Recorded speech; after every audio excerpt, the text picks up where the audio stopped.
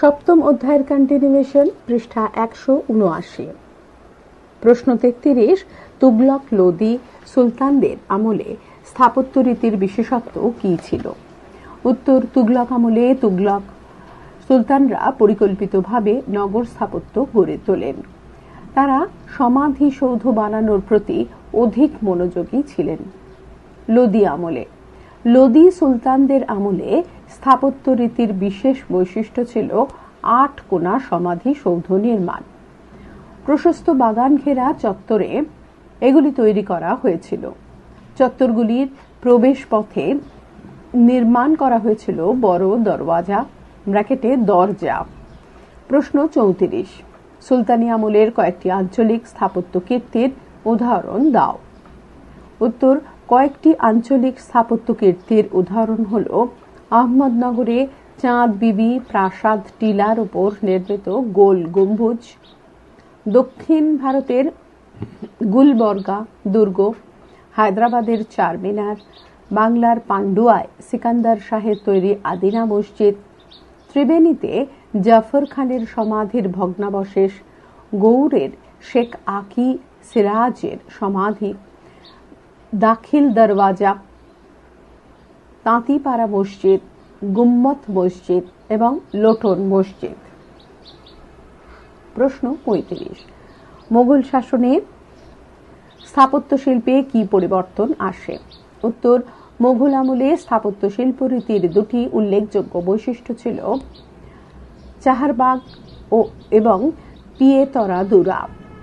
চাহারবাগ চয়াকার হয়াকার বৈষ্ণরা বয়াকার গ চাহারবাগ, আর পিয়েতুরা দুরা পয়হস্যই অন্তুস্তয় একার ত বৈষ্ণ রয় আকার দয় হস্যৌ রয় আকার।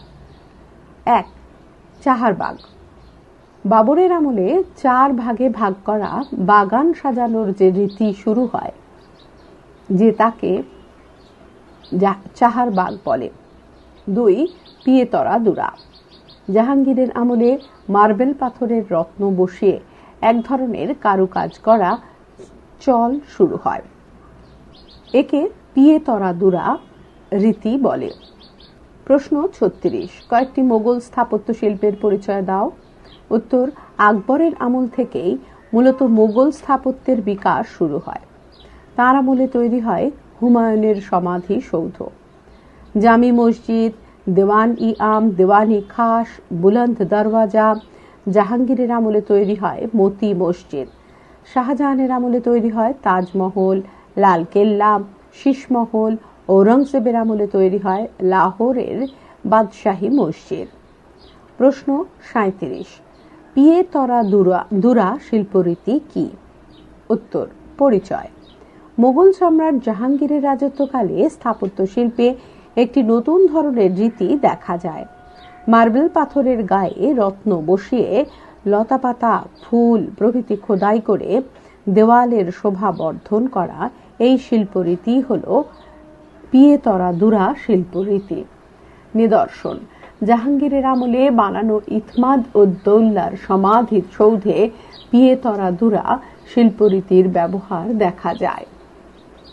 প্রশ্ন 38, পাহাড়ি শিল্পরীতি কাংড়া শিল্প কয়াকার উরুস্বর ডয়সনরয় আকার কাংড়া শিল্প কি? উত্তর: পরিচয়। মোগল আমলে কাশ্মীর ও পাঞ্জাবের পাহাড়ি অঞ্চলে যে শিল্পরীতির উদ্ভব ঘটেছিল তাকে পাহাড়ি শিল্পরীতি কাংড়া শিল্প বলে। বৈশিষ্ট্য: এই শিল্পরীতির মূল বৈশিষ্ট্য ছিল উজ্জ্বল গাঢ় রং এবং অলঙ্কারের ব্যবহার। এই চিত্রশৈলীর অঙ্গ ছিল কৃষ্ণলীলা রাগমালা। পাহাড়ি বা কাংড়া শিল্প লোকশিল্পের এক উজ্জ্বল দৃষ্টান্ত বলা যায়। প্রশ্ন 39, বাংলাদেশে তুর্কি আক্রমণের ফলাফল কি হয়েছিল? উত্তর: বাংলাদেশে তুর্কি আক্রমণের ফলে 1. শাসন ব্যবস্থায় পরিবর্তন আসে। হোসেন শাহী রাজাদের আমলে শাসন কাজে ব্রাহ্মণদের প্রভাব কমে, কায়স্থদের প্রভাব প্রতিপত্তি বাড়ে। 2.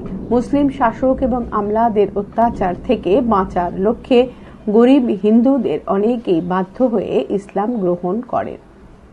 প্রশ্ন 40, ক্যালিগ্রাফি ও মিনিয়েচার বলতে কি বোঝায়? পর্ষদ পাঠ্য বই প্রশ্ন।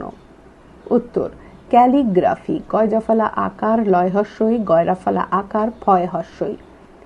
হস্তলিপি বিদ্যা বা হস্তলিপি শিল্পকে ইংরেজিতে বলে ক্যালিগ্রাফি। ছাপাখানার রেওয়াজ না থাকায় আগেকার দিনে হাতে লেখা বইগুলি ছিল শিল্পের নমুনা। মিনিয়েচার, ছোট আকারের আঁকা চিত্রগুলিকে মিনিয়েচার পেন্টিং বা অনুচিত্র বলা হয়। এই চিত্রগুলি দেওয়ালে টাঙানো যেত না, এগুলি হাতে তুলে নিয়ে দেখতে হতো। এই ধরনের ছবি আঁকা হতো কাগজে বা বইয়ের অলংকার হিসেবে। প্রশ্ন 41, তসভির বলতে কি বোঝো? উত্তর, কোনো কিছুর সঙ্গে মিলিয়ে ছবি আঁকার রীতিকে বলা হয় তসভির। সম্রাট আকবর তার প্রথম যৌবন থেকেই এই ধরনের ছবির প্রতি আগ্রহ দেখান। তিনি এই ধরনের চিত্রকরদের মধ্যে যিনি সেরা হতেন তাকে পুরস্কার দিতেন। এই ধরনের ছবি আঁকায় পারদর্শী কয়েকজন চিত্রশিল্পী ছিলেন পারস্যের মীর সৈয়দ আলী, আব্দুস সামাদ, সিরিন কমল ব্র্যাকেটে, দশবন্ত বসওয়ান প্রমুখ। বসওয়ান ব দন্তস্ব ও অন্তস্বয়াকার দন্তের ন। প্রশ্ন 42, মোগল দরবারে চিত্রকলা কিরূপ ছিল? উত্তর, স্বরূপ। মোগল দরবারে চিত্রকলায় ইরান ও আফগানি চিত্রশিল্পীদের প্রাধান্য লক্ষ্য করা যায়। ছাপাখানার রেওয়াজ না থাকায় হাতে লেখা বইগুলির ওপর চিত্রের অলঙ্করণ শুরু হয়। বৈশিষ্ট্য 1, মোগল দরবারি চিত্রকলার একটি উল্লেখযোগ্য বৈশিষ্ট্য হল মিনিয়েচার বা অনুচিত্র। এই রীতি মেনে বইগুলিতে বিভিন্ন রঙের ব্যবহার শুরু হয়। 2, বই অলঙ্করণ ছাড়াও মোগল যুগে প্রতিকৃতি আঁকার রীতি ছিল। এছাড়াও প্রকৃতি, উদ্ভিদ, প্রাণীর ছবিও আঁকা হতো। পৃষ্ঠা 180। প্রশ্ন 43, মোগল আমলে আঞ্চলিক চিত্রকলা কিরূপ ছিল? উত্তর, মোগল আমলে দরবারি চিত্রশিল্পের পাশাপাশি বিভিন্ন আঞ্চলিক ছবি আঁকার রীতি চালু হয়। রাজস্থান ও পাহাড়ি অঞ্চলে, বিশেষত জম্মু, কাশ্মীর ও কাংড়া পাহাড়ি উপত্যকায় এরকম কয়েকটি আঞ্চলিক চিত্ররীতি ছিল মিনিয়েচার বা অনুচিত্র, রাজপুত চিত্রকলা, কাংড়া চিত্রকলা প্রভৃতি। এই ছবিগুলির মূল বিষয় ছিল পৌরাণিক নানা দৃশ্য বা ঘটনা। প্রশ্ন 44, মধ্যযুগে ভারতে নৃত্যশিল্প কিরূপ ছিল তা লেখো। উত্তর, ভারতে ধ্রুপদী নাচ ছিল 5 রকমের, যথা ভারতনাট্যম, কথাকলি, ওড়িশি, কুচিপুড়ি ও মণিপুরি। অষ্টাদশ শতকে ভক্তির প্রভাব পড়ে মণিপুরী নৃত্যে, যার জন্য মণিপুরী নৃত্য ধারায় যুক্ত হয় ভক্তি রস। মণিপুরী নৃত্যের সাধারণত ঢোলের মতো বাজনা পুঙ্গের সঙ্গে নৃত্য করা হয়। প্রশ্ন 45, সুলতানি এবং মোগল আমলে সঙ্গীত কি ধরনের ছিল? উত্তর, সুলতানি আমলের সঙ্গীত। সুলতানি আমলে সুফি পীরগণ সমাগানকে তাদের ঈশ্বর সাধনার অংশ করে তোলেন। কবিরের দোহাগুলি, নানকের বাণীগুলি এবং মীরাবাইয়ের ভজন ছিল ঈশ্বর সাধনার অঙ্গ। শ্রীচৈতন্যের নেতৃত্বে গাওয়া কীর্তনগুলি সঙ্গীতের এক অন্য ধারার সূচনা ঘটায়। সুলতানি আমলে শ্রেষ্ঠ সঙ্গীত শিল্পী ছিলেন বৈজু বাওড়া, বয় ওই বর্গীর জয় হস্য বয়াকার ও বৈষ্ণ রায় আকার, বৈজু বাওড়া। মোগল আমলে সঙ্গীত, মোগল সম্রাট আকবরের আমলে শাস্ত্রীয় সঙ্গীতের চর্চা করা হতো। আবুল ফজলের লেখায় 36 জন সঙ্গীত শিল্পীর নাম মেলে। মোগল আমলের শ্রেষ্ঠ সঙ্গীত শিল্পী ছিলেন তানসেন। তার সৃষ্ট 2টি উল্লেখযোগ্য রাগ ছিল দীপক এবং মেঘু মল্লার। প্রশ্ন 46, সুলতানি ভারতে ফার্সি ভাষা সাহিত্য কিরূপ ছিল? উত্তর, মধ্যযুগে সুলতানি শাসকদের হাত ধরেই ভারতে ফার্সি সাহিত্যের সূচনা ঘটে। ফার্সি সাহিত্যের এবং দার্শনিকদের মধ্যে সেরা ছিলেন আমির খসরু। যিনি ভারতের তোতা পাখি নামে পরিচিত ছিলেন। এছাড়া কয়েকজন বিখ্যাত ফার্সি ঐতিহাসিক ছিলেন জিয়াউদ্দিন বরৌনি, মিনহাজ উদ্দিন সিরাজ ও ইসামি। কল্হানির রাজতরঙ্গিনীর ঐতিহাসিক গ্রন্থ এবং মহাভারতের ফার্সিতে অনুদিত হয়। প্রশ্ন 47। টিকা। মোগল ভারতে আরবি ও ফার্সি ভাষা সাহিত্য। উত্তর। প্রেক্ষাপট। মোগল ভারতে আরবি ভাষার প্রচলন ছিল কম। বাবরের আত্মজীবনী বাবরনামা তুর্কি ছাড়াও ফরাসি ভাষাতে লেখা হয়েছিল। হুমায়ুন ইরান থেকে ভারতে ফিরে আসার সময় বহু ফার্সি কবি ও সাহিত্যিককে নিয়ে আসেন, যাদের মধ্যে অন্যতম ছিলেন কাসিম খান মৌজি। আকবরের আমলে ইতিহাস, অনুবাদ, সাহিত্য এবং কবিতা এই তিন ধারার লেখাই শুরু হয় ফার্সি ভাষাতে। উল্লেখযোগ্য সাহিত্য কীর্তি। উল্লেখযোগ্য ফার্সি সাহিত্য কীর্তি ছিল আবুল ফজলের আইন-ই আকবরী এবং আকবরনামা, বাদাউনি মুন্তাখাব উল তাওয়ারিখ ও নিজামুদ্দিন আহমেদের তাবাকাত-ই আকবরী। ও ঔরঙ্গজেবের আমলে আরবি ভাষায় ফতোয়ায়ে আলমগীরি গ্রন্থটি লেখা হয়। প্রশ্ন 48। মধ্যযুগে বাংলা সাহিত্যের সংক্ষিপ্ত পরিচয় দাও। উত্তর। প্রাথমিক পর্ব। সুলতানি আমলে গোড়ার দিকে রচিত হয়েছিল বড়ু চণ্ডীদাসের শ্রীকৃষ্ণ কীর্তন, যা থেকে সুলতানি আমলে বাংলা ভাষার প্রাথমিক ধারণা মেলে। পরবর্তী পর্ব। পঞ্চদশ শতকে ইলিয়াস শাহী শাসনের সময় থেকে বাংলা ভাষায় লেখালেখি শুরু হয়। শ্রীচৈতন্য, শ্রীকৃষ্ণ বা রাধাকৃষ্ণকে নিয়ে রচিত হয় পদাবলী সাহিত্য। রামায়ণের অনুবাদ করেন কৃত্তিবাস ওঝা, মহাভারতের অনুবাদ করেন কাশিরাম দাস। চণ্ডী, মনসা, ধর্ম এই সমস্ত দেবদেবীদের নিয়ে রচিত হয় মঙ্গল কাব্য। শিবকে নিয়ে রচিত হয় শিবায়ন সাহিত্য। প্রশ্ন 49। চৈতন্য জীবনী সাহিত্য বলতে কি বোঝো? উত্তর। পরিচয়। শ্রী চৈতন্যদেবের জীবনীকে ঘিরে বাংলা সাহিত্যের লেখাগুলিকে চৈতন্য জীবনী সাহিত্য বলে। চৈতন্যের জীবনী সাহিত্যগুলি থেকে আমরা একদিকে যেমন সমকালীন সমাজের নানা দিক জানতে পারি, তেমন চৈতন্যের ব্যক্তি জীবন সম্পর্কেও জানতে পারি। সাহিত্যিক নিদর্শন। কয়েকটি চৈতন্য জীবনী সাহিত্য হল বৃন্দাবন দাস রচিত চৈতন্য ভাগবত, কৃষ্ণদাস কবিরাজ রচিত শ্রী চৈতন্য চরিতামৃত গ্রন্থ, আর লোচন দাস রচিত চৈতন্য মঙ্গল, জয়ানন্দ রচিত চৈতন্য মঙ্গল প্রভৃতি। প্রশ্ন 50। শিবায়ন কি? এর থেকে বাংলার কৃষকদের জীবনের কি পরিচয় পাওয়া যায়? পর্ষদ পাঠ্য বই প্রশ্ন। উত্তর। শিবায়নের পরিচয়। হিন্দুদের দেবতা শিবকে নিয়ে লেখা সাহিত্যগুলি শিবায়ন নামে পরিচিত। পুরাণ বা ধর্মগ্রন্থগুলিতে শিবকে নিয়ে যে কাহিনীগুলি লেখা হয়েছে তার সঙ্গে শিব দুর্গার ঘর সংসারের কাহিনী জুড়ে শিবায়ন লেখা হয়েছে। কৃষক জীবনের পরিচয়। শিবায়নের লেখায় দেখা যায় শিব কৃষক হয়ে চাষবাস করে রোজগারের চেষ্টা করছেন, আর দুর্গা কৃষক রমণী হিসেবে শিবকে নানা কাজে সাহায্য করছেন। শিব দুর্গার পরিবারের মধ্যে বঙ্গের কৃষক পরিবারের প্রতিচ্ছবি মেলে। পৃষ্ঠা 181। প্রশ্ন 51। কাগজ কোথায় আবিষ্কার হয়েছিল? মধ্যযুগের ভারতে কাগজের ব্যবহার কেমন ছিল? পর্ষদ পাঠ্য বই প্রশ্ন। উত্তর। আবিষ্কার। খ্রিস্টীয় প্রথম শতকে চীন দেশে প্রথম কাগজ আবিষ্কার হয়েছিল। ব্যবহার। ত্রয়োদশ শতকে মধ্য এশিয়ার মঙ্গোলরা চীন থেকে ভারতে কাগজ তৈরির প্রযুক্তি নিয়ে আসে। অচিরেই ভারতে কাগজের ব্যবহার শুরু হয়। লেখাপড়ার কাজে কাগজের বহুল ব্যবহার শুরু হয়। এমনকি মিষ্টি দেওয়ার জন্য কাগজের ঠোঙা ব্যবহার শুরু হয়।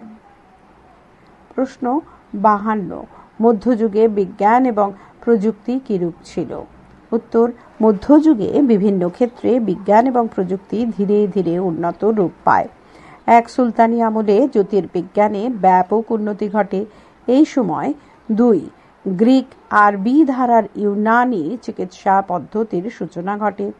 3 বারুদ ব্যবহারের উপযোগী আগ্নেয়াস্ত্র ভারতে আসে। আর চীন ও ইজিপ্ট থেকে আসে বন্দুক তৈরির প্রযুক্তি। মঙ্গল আমলে বাবরের সময় থেকে শুরু হয় কামানের ব্যবহার। 4 মধ্যযুগেই ভারতে কাগজের ব্যবহার শুরু হয়। 5 মধ্য এশিয়া থেকে আসে তুলো বোনার যন্ত্র চরখি। 6 পারস্য দেশ থেকে আসে পার্সি চক্র বা সাকিয়া, যা কুয়ো থেকে জল তোলার কাজে ব্যবহৃত হতো। প্রশ্ন 53 সুলতানি এবং মোগল যুগের বিজ্ঞান চর্চার বিভিন্ন দিকগুলোই লেখো। উত্তর 1 জ্যোতির্বিজ্ঞান। সুলতানি এবং মোগল যুগে জ্যোতির্বিজ্ঞানের ব্যাপক উন্নতি ঘটেছিল। দিল্লিতে একটি উঁচু মিনারে সূর্যঘড়ি বসিয়ে মানমন্দির নির্মাণ করান ফিরোজ শাহ তুগলক। জয়পুরের রাজা জয়সিংহ দিল্লির জয়পুর, উজ্জয়িনী, মথুরা এবং বারাণসীতে মানমন্দির তৈরি করেন। 2 চিকিৎসা বিজ্ঞান। মধ্যযুগে ভারতে গ্রিক আরবি ধারার ইউনানি চিকিৎসা বিজ্ঞানের অগ্রগতি ঘটেছিল। পাশাপাশি এ সময়ে আয়ুর্বেদ মতে চিকিৎসা পদ্ধতিও প্রচলিত ছিল। প্রশ্ন 54 মধ্যযুগে সামরিক প্রযুক্তির ক্ষেত্রে বড় ধরনের কি পরিবর্তন ঘটে? উত্তর আগ্নেয়াস্ত্র। খ্রিস্টীয় 14 শতকের প্রথমার্ধে চীন থেকে মঙ্গোলদের হাত ঘুরে ভারতে আসে বারুদ ব্যবহারকারী আগ্নেয়াস্ত্র। রকেট ও বন্দুক। খ্রিস্টীয় 14 শতকের মাঝামাঝি সময়কালে ভারতের কিছু এলাকায় বারুদ চালিত রকেটের ব্যবহার শুরু হয়। খ্রিস্টীয় 15 শতকের দ্বিতীয়ার্ধে মিশর থেকে ভারতে আসে বন্দুক তৈরির প্রযুক্তি। কামান। মোগলদের মাধ্যমে যুদ্ধে কামান ব্যবহারের রীতি চালু হয়। দেশীয় সেনাবাহিনীতে ধীরে ধীরে কামান চালক এবং বন্দুকধারী সেনাদের চাহিদা বাড়ে। প্রশ্ন 55 মধ্যযুগে ভারতের বয়ন প্রযুক্তি ব্র্যাকেটে কাপড় বোনাতে কি ধরনের পরিবর্তন আসে? উত্তর চরখি। চ বৈষ্ণর ক্ষয় হস্যই। খ্রিস্টীয় 11 শতকের মধ্য এশিয়া থেকে ভারতে আসে তুলো বোনার যন্ত্র চরখি। চরকা। চ বৈষ্ণর কয়াকার। খ্রিস্টীয় 14 শতকে তুর্কি শাসকদের সঙ্গে ভারতে আসে চরকা নামে এক ধরনের যন্ত্র। এই যন্ত্রের সাহায্যে তুলো থেকে সুতো বোনার সুবিধা থাকায় তা দ্রুত দেশের সর্বত্র ছড়িয়ে পড়ে। ছাপার ব্লক। খ্রিস্টীয় 14 শতক থেকে ভারতে ব্লক তৈরির মাধ্যমে বস্ত্রের ওপরে নানা ধরনের ছাপার উন্নত কৌশল আবিষ্কৃত হয়। রঙিন কাপড়ের ওপর এই ছাপার কাজ মন্ধনী নামে পরিচিত পায়। প্রশ্ন 56 মধ্যযুগের সেচ ব্যবস্থা কিরূপ ছিল? উত্তর দক্ষিণ ভারতে বিজয়নগরের শাসকরা সেচ ব্যবস্থার উন্নতি ঘটান। দক্ষিণ ভারতে নদী থেকে বা বড় মাপের জলাধার খনন করে তার থেকে ছোট নালা বা খালের মাধ্যমে চাষের জমিতে জল পৌঁছে দেওয়া হতো। উত্তর এবং পূর্ব ভারতে সুলতান এবং মোগল উভয় শাসকগণই উত্তর ও পূর্ব ভারতের ছোট ছোট নদীগুলি থেকে খালের মাধ্যমে চাষের জমিতে জল পৌঁছে দেওয়ার ব্যবস্থা করেন। আলোচনামূলক প্রশ্নোত্তর পূর্ণমান 4/5 বিশদ বা বর্ণনা ধর্মী। প্রশ্ন 1 মধ্যযুগেই ভারতে মধ্যযুগের ভারতে সাধারণ মানুষের জীবনযাত্রা কেমন ছিল তা লেখো। পর্ষদ পাঠ্য বই প্রশ্ন। উত্তর সূচনা। মধ্যযুগের ভারতে সাধারণ মানুষ সহজ সরল জীবনযাত্রায় অভ্যস্ত ছিল। মধ্যযুগের সাধারণের জীবনযাত্রা। 1 খাদ্য। সরকারি খাজনা ও নানা কর মেটানোর পর ফসলের সামান্য অংশই কৃষকদের থাকত। সমাজের সাধারণ মানুষের রোজের খাবার ছিল একঘেয়ে খিচুড়ি। সারাদিনে তারা একবার মাত্র খেতে পারত। গরিবরা মাংসের স্বাদ প্রায় জানতই না। পৃষ্ঠা 182। 2. পোশাক। সাধারণ শ্রেণীর পরবার মতো খুব বেশি পোশাকও ছিল না। একটা বা দুটো বিছানার চাদর ছিল, এগুলি তারা পেতে ঘুমোতো বা দরকারে গায়ে দিত। শীতে তাদের ভীষণ কষ্ট হতো। 3. আসবাব। গরিবদের ঘরগুলিতে আসবাব বলতে কিছুই ছিল না। একজোড়া খাটিয়া এবং রান্না দু একখানি বাসনই ছিল তাদের ঘরগেরস্থালি। 4. গৃহ। গরিবরা পাতকুয়ো, ডোবা বা পুকুরের ধারে বসতি তৈরি করত। ঘর তৈরির জন্য তাদের লাগতো কয়েকটি গাছের গুঁড়ি আর চাল ছাইবার জন্য লাগতো কিছু খড়। এই সামান্য জিনিস দিয়েই তারা মাথা গোঁজবার ঠাঁই করে নিত। 5. বিনোদন। আনন্দ উৎসবের দিনগুলিতে তারা একঘেয়ে জীবন থেকে কিছুটা মুক্তি পেত। কুস্তি, তীর্ধনুক ও বর্ষাছোড়া, সাঁতার ছিল তাদের প্রিয় খেলা। লোকগান, নাচ, সংসাজা ছিল তাদের আনন্দের মাধ্যম। জেনে রাখা ভালো। 1. বাবর তার আত্মজীবনীতে লেখেন, সমকালীন ভারতে কৃষক ও নিম্নবর্গের মানুষেরা অল্প অল্প বস্ত্র পরে বা প্রায় উলঙ্গ হয়ে থাকত। পরবর্তীকালে আবুল ফজল বা রালাফ ফিচ এর বিবরণে এর সমর্থন মেলে। 2. গ্রামের সাধারণ মানুষের জীবনযাত্রায় আনন্দের উপকরণ বলতে কিছু ছিল না। জন্ম ও বিবাহকে কেন্দ্র করে গ্রামের নানা অনুষ্ঠানে আয়োজন হতো। এই অনুষ্ঠানগুলি এবং গ্রামের মেলা তাদের একঘেয়ে নিরানন্দ জীবন খানিকটা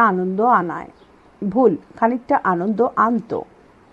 মেলাগুলি থেকে গ্রামবাসী তাদের গেরস্থালির প্রয়োজনীয় জিনিস কিনত। প্রশ্ন 2. আলাউদ্দিন খলজি, মোহাম্মদ বিন তুগলক, ফিরোজ তুগলকের আমলে নিত্য প্রয়োজনীয় জিনিসপত্রের দাম কিরূপ ছিল তা একটি টেবিলের আকারে তুলনা করো। নিত্য প্রয়োজনীয় জিনিসপত্রের দাম জিতলের হিসাবে।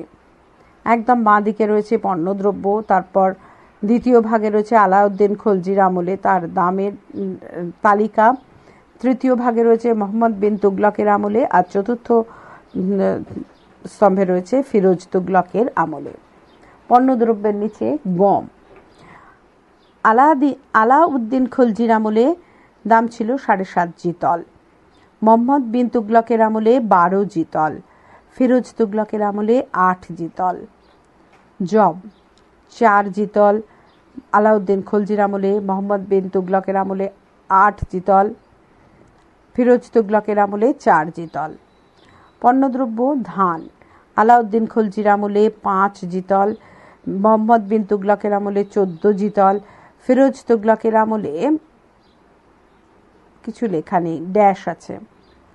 ডাল, পণ্যদ্রব্যের নিচে ডাল, আলাউদ্দিন খলজির আমলে 5 জিতল, মোহাম্মদ বিন তুগলকের আমলে ড্যাশ রয়েছে, ফিরোজ তুগলকের আমলে 4 জিতল। পণ্যদ্রব্য মুসুর, আলাউদ্দিন খলজির আমলে 3 জিতল, মোহাম্মদ বিন তুগলকের আমলে 4 জিতল, ফিরোজ তুগলকের আমলে 4 জিতল। পণ্যদ্রব্য চিনি, আলাউদ্দিন খলজির আমলে 100 জিতল, মোহাম্মদ বিন তুগলকের আমলে 80 জিতল, ফিরোজ তুগলকের আমলে কিছু নেই, ড্যাশ। পণ্যদ্রব্য ঘি, আলাউদ্দিন খলজির আমলে 16 জিতল, মোহাম্মদ বিন তুগলকের আমলে ড্যাশ, ফিরোজ তুগলকের আমলে 100 জিতল। 1 জিতল সমান সমান 1/48 টাকা। প্রশ্ন 3. কবিরের ভক্তি ভাবনাতে কিভাবে বিভিন্ন ধর্মের মানুষেরা এক হয়ে গিয়েছিল তা বর্ণনা করো। উত্তর, সূচনা। জন্ম থেকেই কবির সাম্প্রদায়িক ঐক্যের প্রতীক হিসেবে আত্মপ্রকাশ করেছিলেন। কাশীর এক ব্রাহ্মণ পরিবারে জন্ম নিলেও মা পরিত্যাগ করায় কবির এক মুসলমান তাঁতি নিরুর পরিবারে পালিত হয়। কবিরের ভক্তি ভাবনা। 1. ধর্মাদর্শ। কবির আল্লাহ এবং রাম উভয়ের কথা বলতেন, কারণ তার মতে উভয়ই এক ছিলেন। কবির মনে করতেন রাম, হরি, গোবিন্দ, আল্লাহ, সাঁই, সাহিব ইত্যাদি এক ঈশ্বরেরই বিভিন্ন নাম। 2. কবিরপন্থী সম্প্রদায়। হিন্দু মুসলমান উভয় সম্প্রদায়ের মানুষই কবিরের শিষ্যত্ব গ্রহণ করেন। তারা কবিপন্থী নামে পরিচিত। কবিরপন্থীরা এক ক্ষুদ্র সম্প্রদায় হিসেবে বহুদিন টিকে ছিল। 3. সাম্যের প্রচার।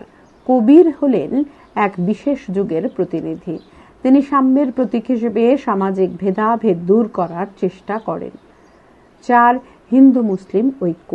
কবির হিন্দু মুসলিম ঐক্যের আদর্শ প্রচার করেন।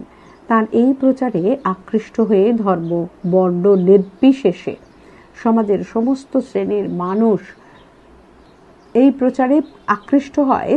ধর্ম বর্ণ নির্বিশেষে সমাজের সমস্ত শ্রেণীর মানুষ। পৃষ্ঠা 183। 5. গৃহী জীবনাদর্শ। কবির গৃহী জীবন ত্যাগ করে সন্ন্যাস জীবন গ্রহণের কথা বলেননি। তাই সংসারে থেকেও তার ভক্তিবাদী আদর্শ গ্রহণে সাড়া দেয় বিভিন্ন বর্ণ এবং ধর্মের মানুষ। জেনে রাখা ভালো। 1.